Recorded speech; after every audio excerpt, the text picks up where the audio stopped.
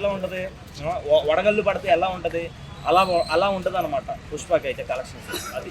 Okay, ఈ పుష్ప 2 తర్వాత Allu Arjun range ఏ range లో ఉంటుంది అసలు? ఇంకొక విషయం ఏంటంటే మనకి పుష్ప పార్ట్ 3 కూడా ఉందని అంటున్నారు అనమాట, ఆల్రెడీ లీక్ అయింది.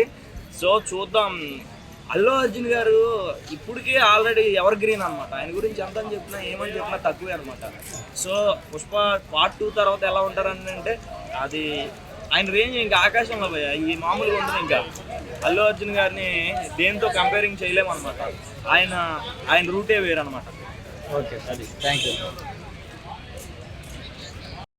ఇప్పుడు వరకు రిలీజ్ అయిన సాంగ్స్ కూడా డిఎస్పీ గారి నేతృత్వంలోనే ఆయన ద్వారా రిలీజ్ అయినాయి. అర్థమైందా?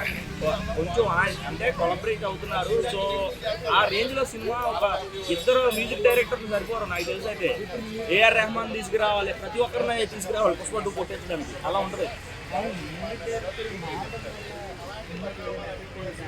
మ్యూజిక్ డైరెక్టర్లు మారడం వల్ల కంటెంట్ స్ట్రాంగ్ ఉంటుంది. మ్యూజిక్ డైరెక్టర్ పై ఉంది భయ్య, నేను ఒకటి చెప్తున్నాను. కంటెంట్ స్ట్రాంగ్ గా ఉంది, ఆ లైన్ తీసుకున్న విధానం. కానీ పార్ట్ 1 చూశారు కదా, మీ అందరికి తెలుసు ఒకప్పుడు రోజుల్లో 100 రోజులు 200 days ఆడిన సినిమాలు ఉండేవి. కానీ ఈ రోజుల్లో ఒక్కరోజు ఆడడం పెద్ద పెద్ద సినిమాలు కూడా గగనం అనమాట. అట్లాంటిది పుష్ప 2 ఖచ్చితంగా 100 days 200 days పక్కా ఆడబోతుంది. ఖచ్చితంగా రాసి పెట్టుకోండి. ఇదైతే నేను ఖచ్చితంగా చెప్తాను. పాన్ మూవీ అంటారు ఏంటండి, ఎక్కడ నుంచి తీసుకొచ్చారంటే బాబు.